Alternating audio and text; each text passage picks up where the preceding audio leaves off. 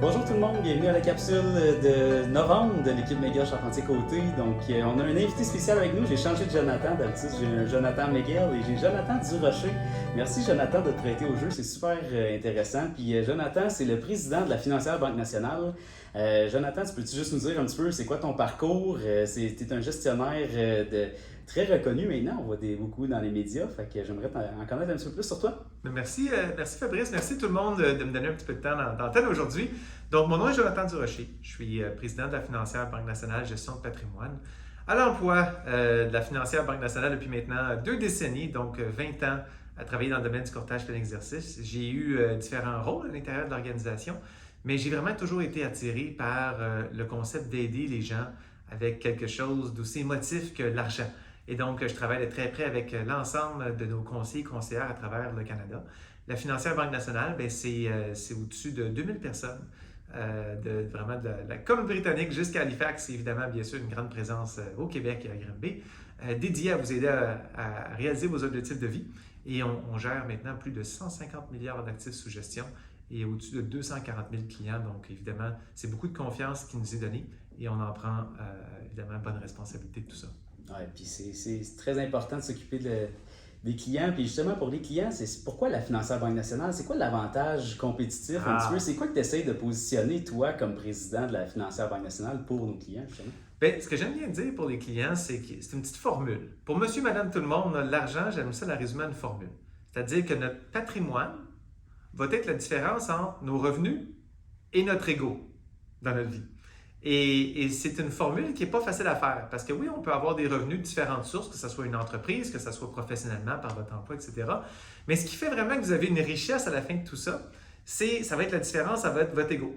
Et ça, c'est très important. Puis ce qu'on essaie de positionner comme organisation, c'est très simple, c'est d'avoir des gens, des conseillers, des conseillères et des équipes qui sont avec vous à travers les nombreuses décennies. Parce que comme je l'ai dit, il n'y a pas une formule mathématique qui résume l'argent parfait. Chaque personne est différente avec l'argent en fonction de leur culture, leurs valeurs, leurs expériences de vie. Et donc, pour vraiment connaître quelqu'un et sa relation face à l'argent, il faut avoir une équipe de conseillers et de conseillères qui sont avec vous pendant des décennies. Et ça, c'est un de nos gros avantages concurrentiels. Vous remarquerez qu'à la financière Banque nationale, les gens sont là avec vous pendant des décennies. Donc, ça se mesure pas juste en mois, pas juste en années, ça se mesure en décennies. Et c'est comme ça qu'on peut vraiment connaître, pas juste la relation de vous directement comme investisseur avec l'argent et vos objectifs de vie, mais également celle de votre famille, de la génération avant, de la génération évidemment après. Et c'est vraiment ça notre gros avantage concurrentiel, c'est la longévité de la relation. Également cette capacité-là de pouvoir connaître toutes les facettes de votre vie financière et personnelle et professionnelle pour aider à mettre tout ça ensemble puis faire ce que vous voulez avec votre argent à la fin de la journée. C'est super intéressant, puis j'aime toujours ton positionnement, comme tu dis, le conseiller qui est là longtemps avec les clients, c'est super important pour apprendre à connaître bien les projets puis de les réaliser. Joanne, dans notre équipe, qui nous dit souvent qu'elle a ouvert les régimes d'épargne-études, puis aujourd'hui, elle voit les gens aller à l'université, c'est fantastique. Puis on voit beaucoup, justement, parlant de Joanne et tout, du monde de notre équipe, on devient de plus en plus en équipe. Avant, c'était pas vrai, dans le temps, c'était juste des conseillers séparés, disons. C'est quoi la beauté des équipes? Je sais que la financière Banque nationale encourage ça beaucoup. C'est une excellente question, Fabrice. Les équipes, c'est très important pour 2 raisons. La première, c'est une notion d'équipe multidisciplinaire. Donc, à l'intérieur même d'une équipe, il y a des compétences différentes. Il y a des gens à l'équipe qui vont avoir accès à des compétences de planification financière, d'autres des compétences de gestion de portefeuille, des compétences de fiscalité, des compétences en assurance ou dans le domaine bancaire ou de la finance, de la comptabilité. Donc, c'est vraiment le tout, c'est d'avoir un ensemble de compétences différentes dans une équipe. Comme un bon portefeuille diversifié, on va avoir des compétences diversifiées à l'intérieur d'une équipe, ce qui est très important. Et la deuxième chose qui est très importante sur le pourquoi des équipes, c'est également avoir une belle diversité en matière de génération. Parce que chaque génération va avoir une vue différente avec l'argent. Et ça, c'est une chose que je trouve que vous faites extrêmement bien en équipe. Vous êtes maintenant 18 dans votre équipe, c'est très riche. Mais à l'intérieur de cette équipe-là, vous avez différentes cohortes de génération. Et l'exemple que j'aime donner, c'est qu'il y a les baby boomers présentement, au niveau des taux d'intérêt, pour eux, ils ont acheté des maisons à 12, 13, 14 % de taux. Ils regardent les taux présentement, ils trouvent ça relativement bas par rapport à ce qu'ils ont eu dans le passé. Alors que pour les plus jeunes, les millennials, pour eux, qui sont maintenant rendus des professionnels au travail, ils voient des taux à 5-6 %, ils trouvent ça anormalement haut. Mais ça, c'est une notion de génération et chaque génération va avoir une relation différente avec l'argent. Et ce que je trouve que l'équipe Miguel fait très, très bien, c'est justement d'avoir cette notion-là de multigénération et de multicompétences. Et vous êtes maintenant rendu 18 dans l'équipe avec tous des différents bassins d'expérience et de connaissances différentes. Et ça, c'est très riche. Parce qu'entre autres, dans les équipes, comme je l'ai mentionné tantôt, ça favorise également la longévité, la relation à long terme. Il y a des gens qui vont être là aussi pour le long terme avec vous. Et c'est pas juste moi qui le dis, également, le Globe and Mail vous a donné une belle reconnaissance en voyant les 150 meilleures équipes au pays. Et ça, même directement ici au Québec, à Granby. Donc, je pense qu'il y a de belles reconnaissances à l'interne sur votre superbe équipe, mais il y en a également sur ce que vous avez accompli à l'échelle du pays. Merci, c'est des bons mots. Puis justement, tu as parlé un petit peu des taux d'intérêt tantôt. Donc, peux-tu nous en dire un petit peu plus sur ta direction et la vision des taux d'intérêt? Bien, écoutez, si on ouvre les journaux, surtout de ce temps-ci, c'est inévitable, on va voir des articles sur les taux d'intérêt et l'inflation. C'est partout. Et comme investisseur, c'est sûr que ça vient nous jouer dans la tête un petit peu. On entend parler des hausses de taux, de l'inflation à droite et à gauche. De manière factuelle, là, en date d'aujourd'hui, et ça peut changer bien sûr, mais il semble y avoir un ralentissement, du moins de la part de la Fed, d'avoir des hausses de taux. On semble signaler que les choses devraient se stabiliser. Mais plus important que ça, que les taux haussent un petit peu plus ou baissent lorsqu'on a des horizons de placement qui sont à long terme. Et long terme, ça ne veut pas dire 25, 30, 40 ans.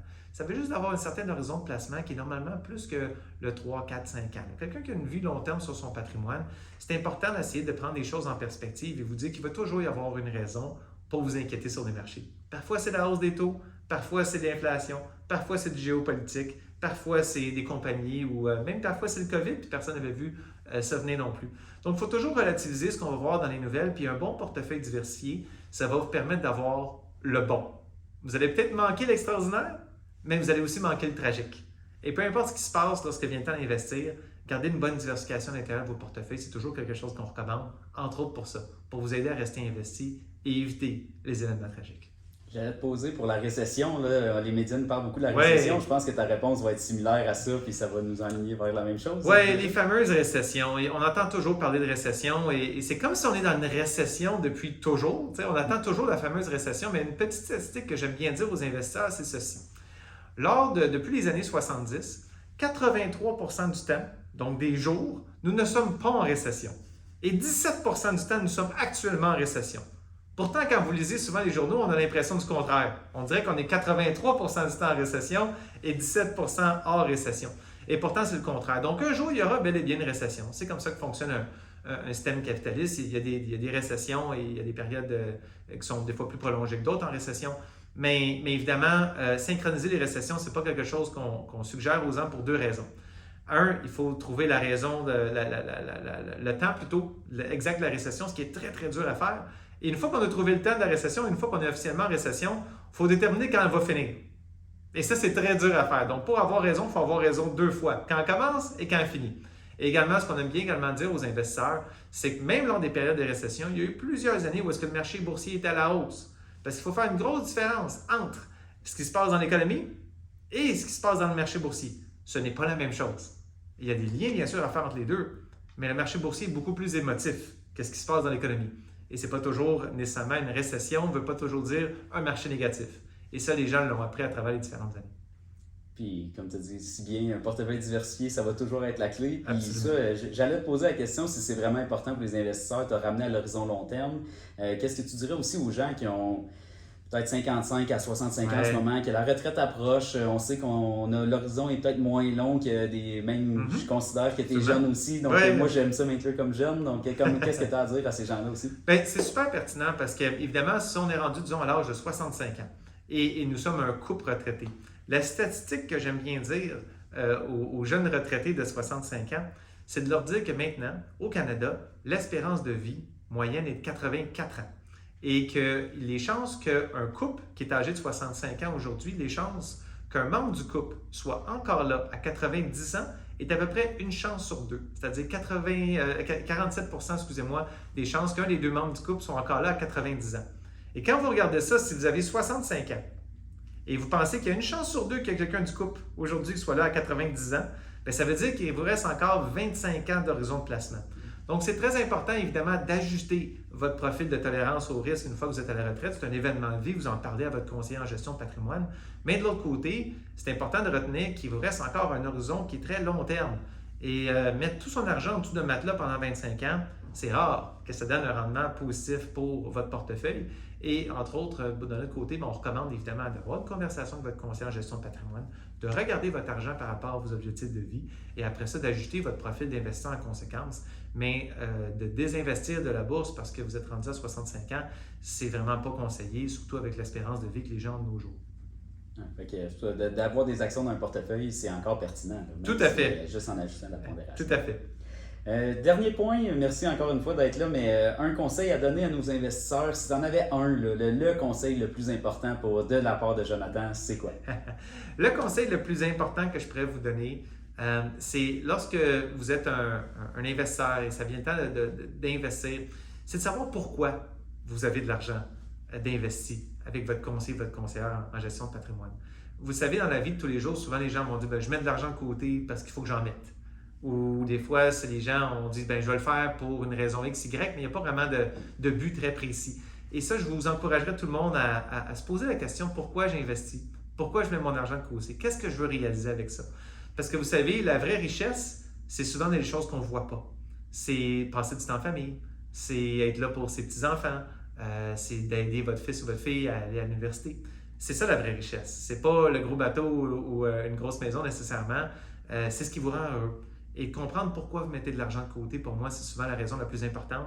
Et vous le savez tous, il n'y a aucun cours à l'université, au cégep, au secondaire qui nous aide à savoir ça. Alors, prendre le temps et avoir une bonne discussion avec votre conseiller en gestion de patrimoine sur pourquoi vous avez de l'argent de côté, c'est quelque chose que je recommanderais à tout le monde. Fantastique. Puis tu m'amènes sur un petit point, on est supposé conclure maintenant, j'ai pas le point sur ma feuille, mais tu me l'as amené. Je pense que c'est quelque chose que tu appliques dans ta vie à toi. Hein? Normalement, on se serait attendu de quelqu'un comme toi qui travaille 7 jours puis à 100%. Je pense que c'est pas le cas. Non, ben comme tout chaque être humain, moi aussi j'ai mes défis. Puis un peu comme j'ai dit tantôt, exemple, les médecins, j'aime bien donner l'exemple avec les médecins. Les médecins, ils sont des experts en santé, mais on leur recommande en règle générale de se trouver leur propre médecin.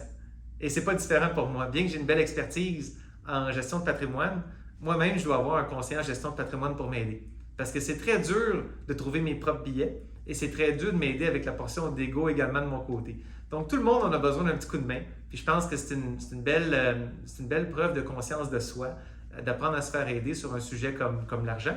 Et donc, moi-même, j'ai mon propre système de support dans le domaine, malgré le fait que je me considère avoir des bonnes connaissances en la matière.